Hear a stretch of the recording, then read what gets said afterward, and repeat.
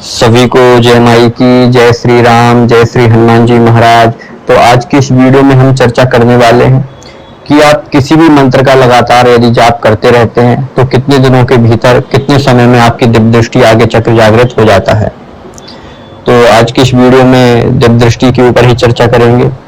बहुत सारे साधक कंफ्यूजन में रहते हैं, बहुत सारे साधक साधना भी करते हैं, दिव्य दृष्टि को जागृत करने के लिए अभ्यास भी करते हैं, लेकिन वो सफलता नहीं प्राप्त कर पाते।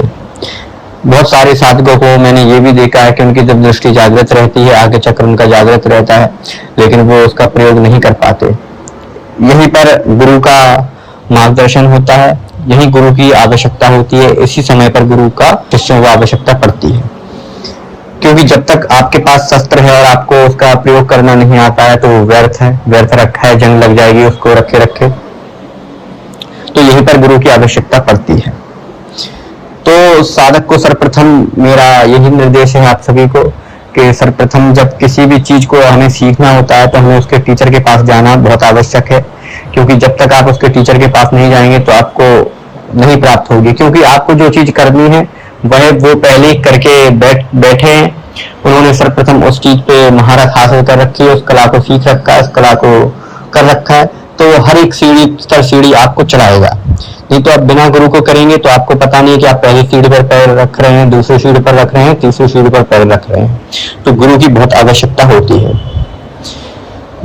सभी लोग बहुत सारे साधक कंफ्यूजन में इसलिए भी रहते हैं क्योंकि जहाँ अलग अलग जगह उन्हें अलग अलग चीजें बताई जाती हैं, दिव्य दृष्टि के बारे में अलग अलग अनुभव बताए जाते हैं। ये इसलिए है क्योंकि हर साधक, हर गुरु अलग मार्ग से और अलग निर्देश से उस अपनी सिद्धि तक और उस सफलता तक पहुंचा है, तो उसको अलग अनुभव होते हैं, तो वो अपने अलग अलग अनुभव बताते हैं।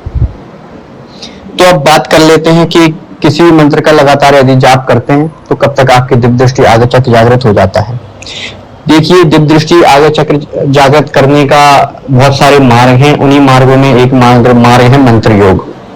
जब भी आप किसी भी मंत्र का जाप करते हैं, किसी भी मंत्र का उच्चारण अपनी जिह्वा द्वारा करते हैं तो आपके मुख में स्पंदित पैदा होती है, जिससे तरंगे निकलती हैं और वह आपके चक्रों को ऊर्जावान बनाती हैं।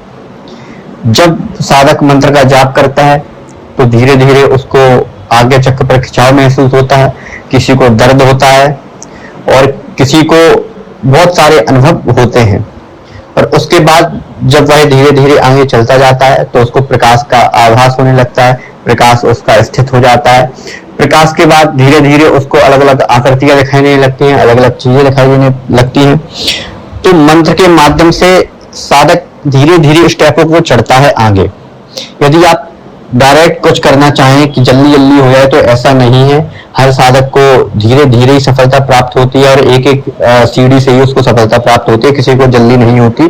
तो इसमें आपका इष्टबल का बहुत बड़ा महत्व है। यदि आप इष्टबल के आगे करके दिव्य दृष्टि जागृत नहीं करेंगे, ये मेन नोट है, नोट करके ये समझ लो कि इस समय पे यदि आप इष्टबल को आगे रख के दिव्य दृष्टि को जागृत नहीं करेंगे तो आपकी दिव्य दृष्टि जागृत नहीं हो पाएगी। इष्टबल सबसे प्रथम है। तो ये मंत्र योग है। मंत्र जप के माध्यम से ऐसे दिव्य दृष्टि जागृत होती है। इसका कोई निश्चित समय नहीं है, कोई एक्यूरेट समय नहीं है कितने समय में होगी। कोई साधक 11 दिन में ही कर लेता है, किसी को 1 महीना लगता है, किसी को 10 महीने भी लग जाते हैं, किसी को 2 महीने भी लग जाते हैं। ये साधक की क्षमता और गुरु के ताकत के ऊपर निर्भर है कि और आपके विश्वास के आपके ऊपर, आपको गुरु पर कितना विश्वास है, इस पर निर्भर करता है। तो मंत्र योग के माध्यम से दिव्य दृष्टि जागृत हो जाती है, लेकिन आपको इष्ट को उसमें सबसे आगे रखना पड़ता है।